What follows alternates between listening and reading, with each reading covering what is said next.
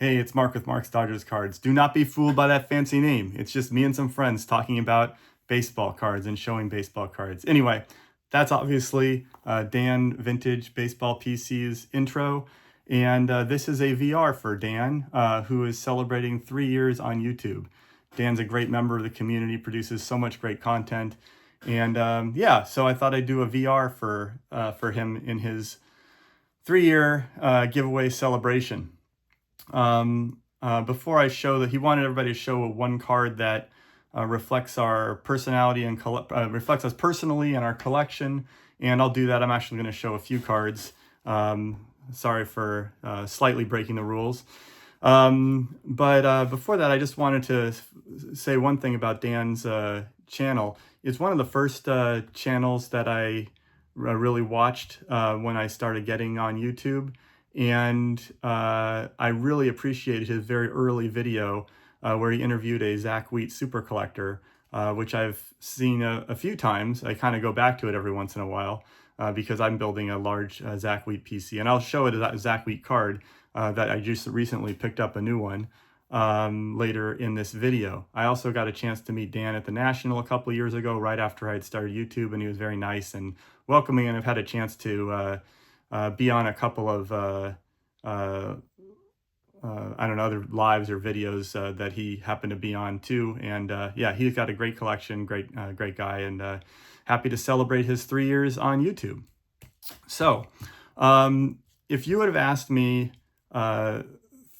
in terms of the state of my collection 3 years ago to show one card, or 2 years ago even, one card that reflects my collecting and me personally, I would go with this, which is my favorite card. It's still my favorite card, the 1965 Leaders card with Koufax and Drysdale. It's the first vintage card that I got. And when I was a kid, my dad bought it for me at a baseball card shop. And it got me starting on vintage card collecting as a small child.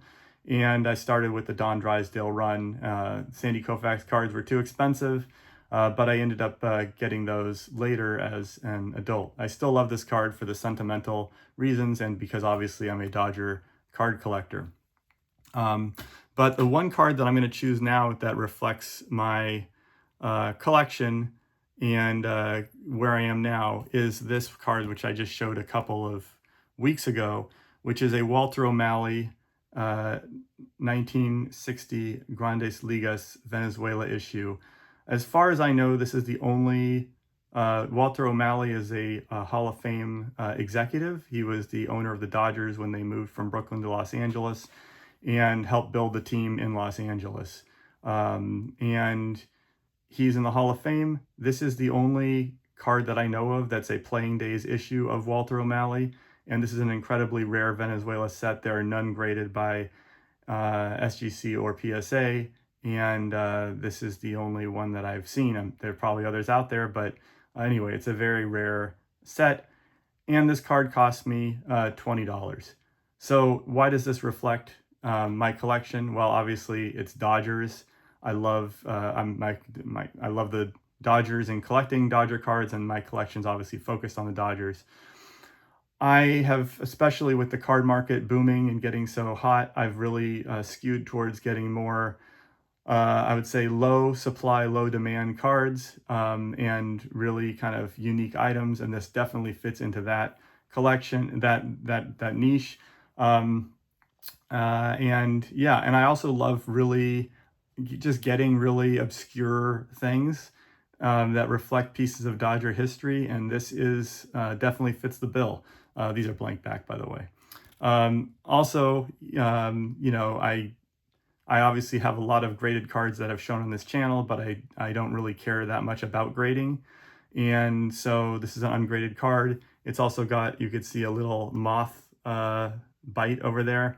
You know, the condition of cards is important to me, how they present and look, but that little kind of thing doesn't bother me. And especially when it's a super rare card, this could have half the card removed. And if it's the only one out there, I would love to have it. So yeah, there's a little bit about this Walter O'Malley card and my collecting.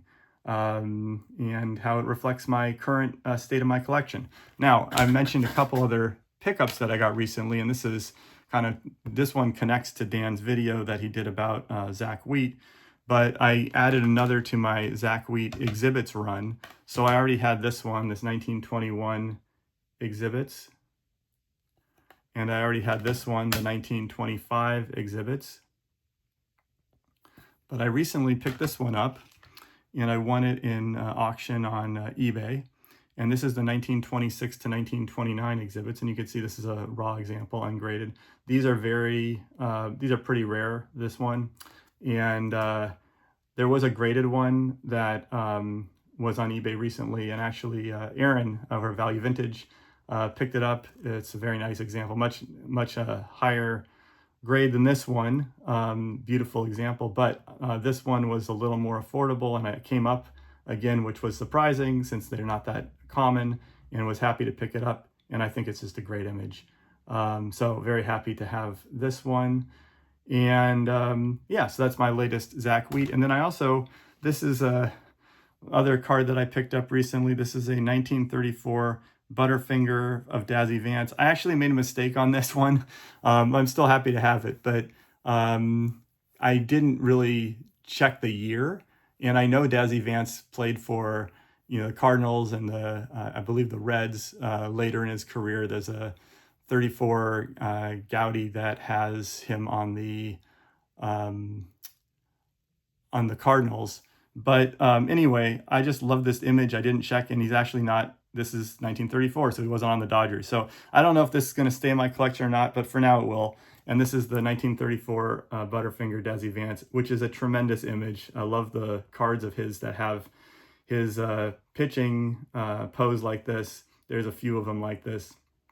Anyway, this is Dazzy Vance, which I'm happy to add to the collection. I'll probably keep it in my collection just because I am sort of building out a Dazzy Vance run too. And so I'm very, kind of partial to keeping this, even though it's not strictly a Dodgers card.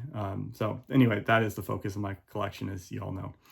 All right, Dan, congratulations on 3 years on YouTube. I think I hit all the requirements of your giveaway, and that's a very nice giveaway. He's giving away a 1971 Topps Munson, the classic card. So if you haven't done a VR for Dan, I suggest you check out his video, which I'll link in the description below, and do it to help him celebrate 3 years on YouTube. All right, that's what I got. Thanks for watching.